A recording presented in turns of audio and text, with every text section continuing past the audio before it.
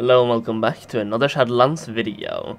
Today I want to talk about something else than usual, and that's leveling in Shadowlands and how I'm leveling my characters. So basically how I'm leveling right now is using the Threads of Fate. It is not something I would recommend unless you're following a guide like this one, but Threads of Fate can be quite fast if you know what to do, and you just do it in the right order. Otherwise you can just replay the campaign as well, but over time that gets boring, and Threads of Fate lets you choose exactly how to play. So what I'm doing for the Threads of Fate is spamming dungeons, and there's one thing you want to do before you start spamming dungeons, which is picking up all of the dungeon quests and the reinforcing whatever the zone is quest. So for example, for Ardenweald you go over here, right at the heart of the forest, you talk to this person, complete that quest, and get the Aid the Night Fae quest right there. Then you head on over to the quest over here as well and grab this one for the Mist of Tirnasai. And here's the thing about doing dungeons. You want to do these big quests like this one right here.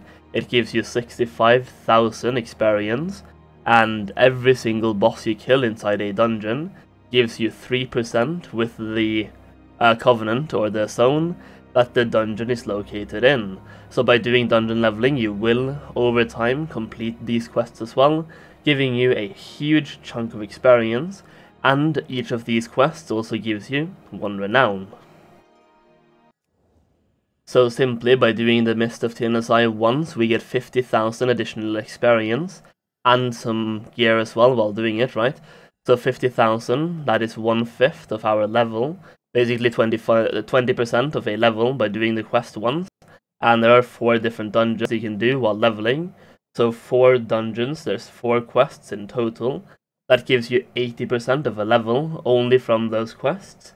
And you will also get a huge chunk if you do it randomly, so I do random dungeon spamming, giving me an additional 50,000 as well, which is 20% more, so 1 dungeon gives me 40% as long as I have a quest. And then if you also do the aiding the zone quests as well, they give you 65,000. There's 4 of them. That will equals to a bit over 1 level only from those quests. And you will get 4 renown, which is really good to have once you hit level 60. So 4 renown, a bit over 1 level. And if you do all of these support quests plus the dungeon quests, that will give you pretty much exactly 2 levels only from those quests. So then what you have to do is do enough dungeons to hit the remaining 8 levels, and you need to do enough dungeons to actually complete all of the supporting quests as well. And what I'm going to do right now is show you exactly where to pick up the quests that you need. So we already done Ardenweald right here, we have the Mist of Tirnasai and supporting the court, so we're going to fly over to another zone now and pick up those quests as well. Alright, so for Bastion, you just want to fly to somewhere like Hero's Rest, which is where I am right now. Then when you enter the zone, you will instantly get the quest called Bolstering Bastion. Pick that one up, you will see I already have 14% from doing some questing at the early levels. The thing that I'm doing is that when I'm leveling, I usually do the Maw intro, because you have to, and then I go to Bastion, do some quest, because it's insanely fast, and then you will get some experience. So my mage is level 53. I usually only level to like 51.5, maybe 52, but the first 2 levels in Bastion goes really fast, and you will get some extra bonus percentage on this one, so 14%. Once you're in Hero's Rest, you need to make your way over to the Necrotic Wake right here and pick up this quest as well, as you can see. Necrotic Wake, a Paragon's Flight, so we'll go and pick that one up as well. So yeah, just move yourself over here and pick up the quest from this disciple, Artemidi, right here for the Necrotic Wake. You will see you get a ton of experience from that one as well, basically 50,000 once again, and you get a different piece of gear. This item level for the gear equipment piece will go up or scale as you level, so if you want as much item level as possible, wait and hand them in at level 58 or 59, depending on how you play. But I would just hand them in as late as possible to get the best gear possible. And now we're going to head on over to another zone as well, let's say Maldraxxus, and show you where to pick up the things over there. Now one thing you will notice is that the second you enter a new zone, you will get the Rallying the Zone quest. so you don't have to fly to wherever that quest is.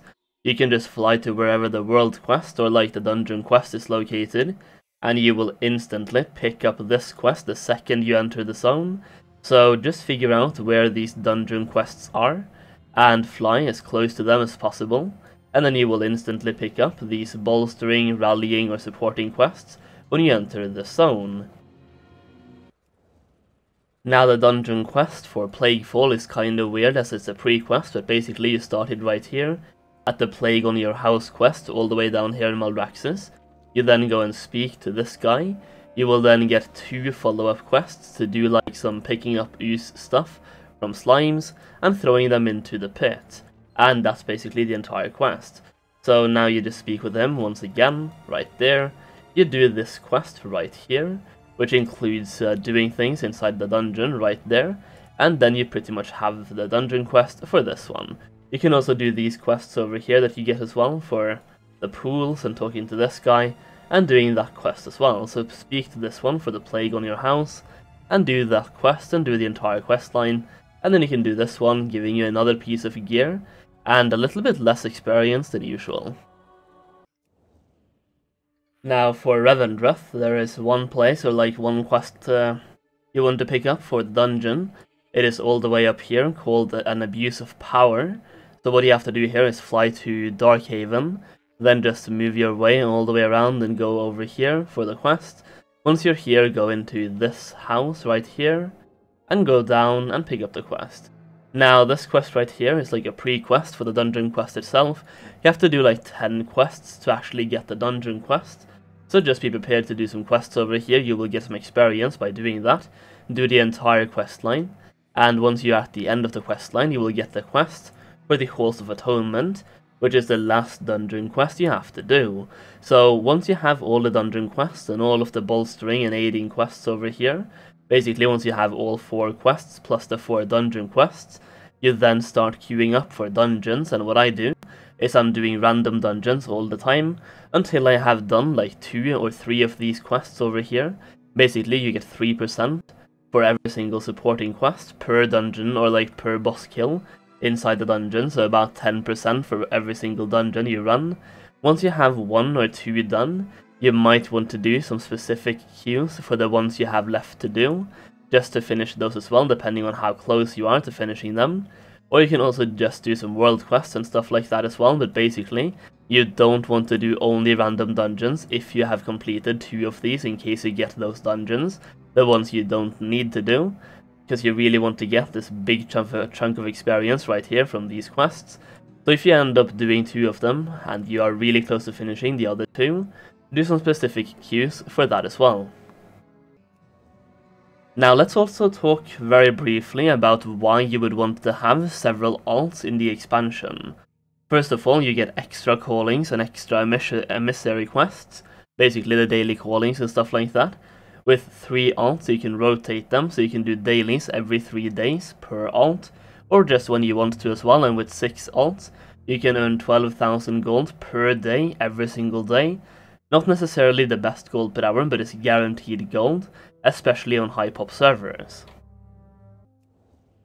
Next up we have a time walking event. Even just doing the one first dungeon to get the quest for 500 badge turn-ins is really worth it. You only need to do that 10 times for a mount, so with multiple alts you can purchase all mounts within 1 year. You also have BFA, Had Alchemy, Anchor Weed Transmute, but nothing really like that for Shadowlands yet except the Shadestone, but it's a lot of effort to get that going.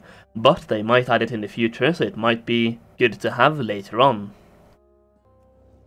You also have the Shadowlands mission tables, and by having like 5 level 60s, you can get the enchanting missions 5 times more than a solo player, and those enchanting missions can give you tons of eternal crystals and give you tons of gold.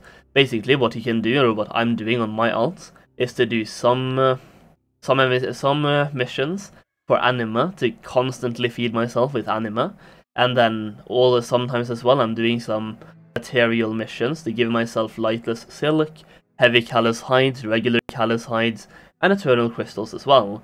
And by doing those anima missions every now and then to convert, let's say, 10 anima into 50 anima, you will never run out of anima, and the good thing is you can do all of this on your phone by having the WoW Companion app. Another thing not really connected to gold making or something like that is that you can experience the storylines and collect cosmetics from all 4 covenants, and that is basically why I've joined the Revendreth Covenant or the Venthyr Covenant on my mage, because I don't have a Venthyr yet, and even though it might not be the best one for mage, I like how it looks and I just want to have someone in the Venthyr Covenant. You can also farm gold while leveling, which is what I'm doing on this mage right here. As you can see, I have both Herbalism and Mining, which is a conscious choice that I made, so I can farm some gold while I'm in the queue. So speaking about Herbalism and Mining, that is something I'm doing myself while I'm in the queue for dungeons, because I'm usually leveling as a DPS. So as you can see right here, the queue time for DPS, it's not horrible, but 5 minutes. If you spend those 5 minutes gathering herbs in mining veins, you get 2000 experience every single vein or mining node you pick up. And you can see like the experience you get gradually scales up. But if you loot 100 of them, that is basically 1 level up. And it's going to be the same for the entirety of your leveling experience. So having something like mining and herbalism while leveling is very good for a little bit of gold while leveling, and also more experience and faster experience. And it gives you something to do while you're in the queue, and you're making gold while doing it. Once you hit level 60, you can easily just drop those professions and pick up whatever else you want to have at max level. But while leveling, I would really recommend having herbalism and mining. Another thing that I would really recommend you do if you don't want to have herbalism and mining, or if you just want to make more experience while actually leveling, is looking for world quests to do as well that are easy and give you some experience. So for example, right now you have a world quest over here which requires you to do 5 chores, giving you 8000 experience plus bonus experience as well. And you will find different world quests all around the place, giving you gear and anima and experience. I would recommend you do the ones that give you gear upgrades or experience. So over here you have one for gear, and you can see you also get 8000 experience at the same time. And you also have one over here as well, which only requires you to do 2 arena opponents, and you get experience. So doing world quests and herbalism and mining while you're in the queue will give you a lot of experience as well. And the world quests also give you percentage to your bolstering and aiding and support quest as well. Now this video is already pretty long, but I want to leave you guys with one final advice, which is when you're in Oribos, pick up this quest right here, basically at the innkeeper, from the innkeeper himself, doing the trading favors. You then go over here basically, where you can go down, and then you can get another dungeon quest as well. So go down over here. I don't really think a lot of people know about this secret pathway, but you go down over here, you then get dungeon quests for anima, and I think they give a little bit of experience as well, but not really a lot, but you will get some anima. So go and deliver this one.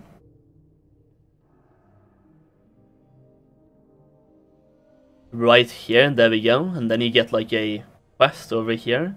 We got trading favors for Plaguefall, and you can see you get, I think you get some experience, doesn't really tell you though, but you get 500 reputation and a ton of anima simply for doing this dungeon. And you're probably going to be doing this one anyway, because it's one of the 4 you are doing. So by picking up this one, this is a daily and /or weekly quest that you get down here. I think it's a weekly quest actually. So just do this one when you can to get some reputation. Use it for your covenant, whatever you want, and you get some anima as well, which is really good to have. And just do that and spam dungeons. That is how I level. So picking up, let's just do a recap. You pick up all the 4 quests for the campaign. Then you pick up 1 dungeon quest for every single dungeon, so 4 dungeon quests, and then you just spam random dungeons, and that's how you level fast. So that is it for my alt leveling kind of guide for Shadowlands, and I just wanted to cover leveling, as I do love leveling alts. It's a very nice way to spend some time, and to bypass time and do some stuff while watching Netflix or Twitch or YouTube. So if you want to do that and level alts, there's many reasons to do so, as I already covered. You can do more missions, make more passive gold from events, and stuff like that as well. And leveling is really fun. So I hope you enjoyed the video. Leave a like down below, leave a comment as well. Thank you so much for watching, and I'll see you again very soon.